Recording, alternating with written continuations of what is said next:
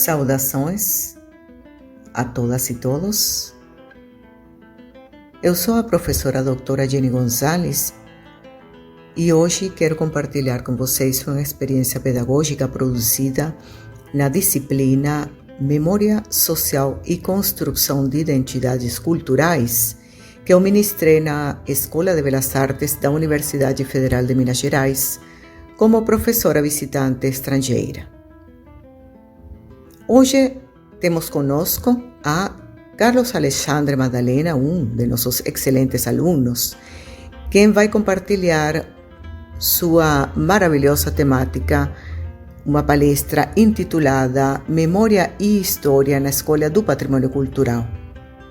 Carlos Alexandre nos fala sobre conceitos de memória e história em prol da preservação, conservação e identidade em torno ao patrimônio cultural, bem seja este material ou imaterial, focando sua fala no Brasil, com uma interessantíssima analogia com o texto de Jorge Luis Borges, Funes el Memorioso.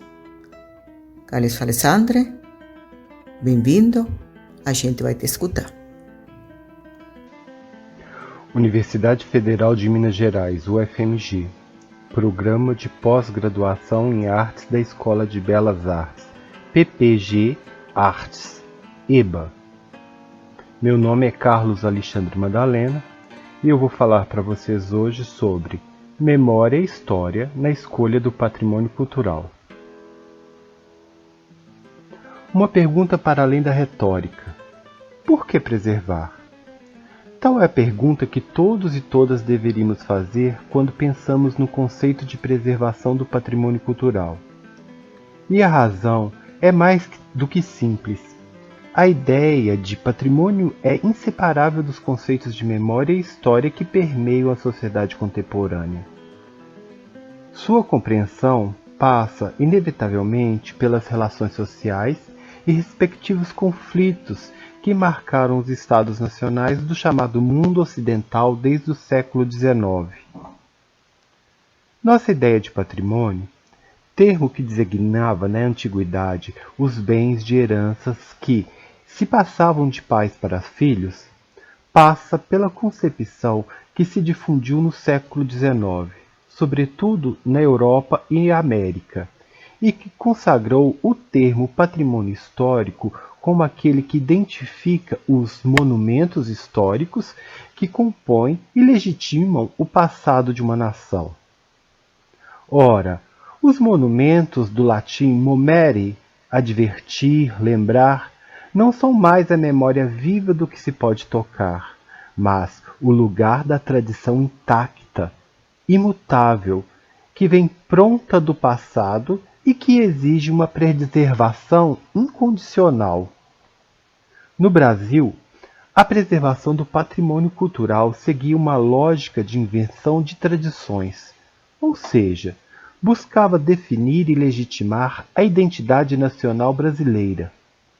O IPHAN, Instituto do Patrimônio Histórico e Artístico Nacional, criado em 1937 sob a ditadura do Estado Novo, 1937-1945, estabeleceu as bases da preservação do patrimônio histórico brasileiro, privilegiando os monumentos históricos ou edificações de pedra e cal do período colonial 1500-1822, sobretudo aqueles diretamente relacionados à estética do barroco e utilidade arquitetônica, como os conjuntos urbanos, os casarios e igrejas da nossa Ouro Preto, Olinda e outras cidades do período colonial.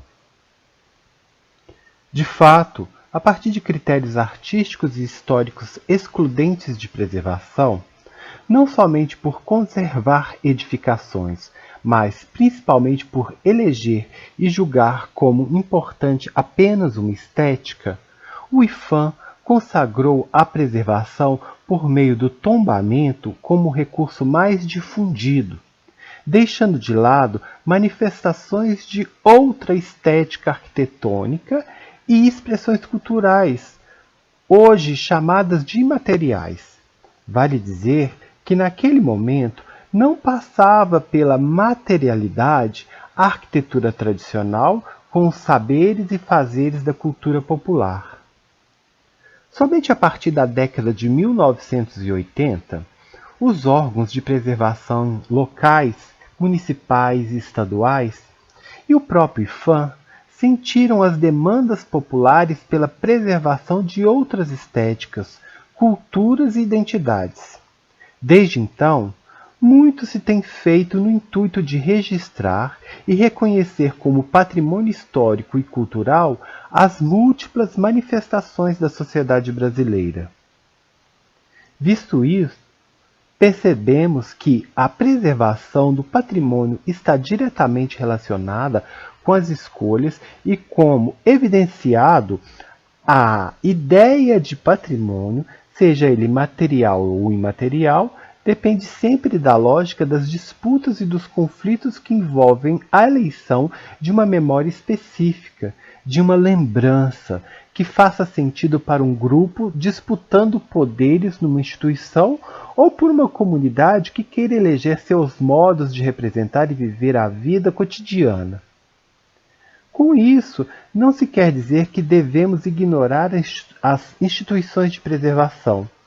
Pelo contrário, devemos incitá-las a trabalhar em prol das demandas da população, da diversificação e da democratização de acessos aos bens culturais. Vale retomar a questão: por que preservar? As respostas são muitas. Porque, ao preservar, a gente inscreve a memória vivenciada no espaço e dá sentido para as experiências vividas historicamente. Porque já faz parte de uma tradição e conforta vidas e esperanças em espaços urbanos e rurais, em constante disputas de transformação. Poderíamos até cair no outro extremo que nos pergunta se boa parte do que é preservado em nossas cidades representam de fato a vontade de todos. Vale lembrar que o patrimônio não é neutro. Não é uma invenção natural que se tenha existido. Ele pode ser até mesmo opressor, dependendo das memórias traumáticas que ele elege e carrega. Ele faz parte de nossas disputas pelo direito à cidade, a memória de todos e a história que passa a contemplar as muitas narrativas da sociedade.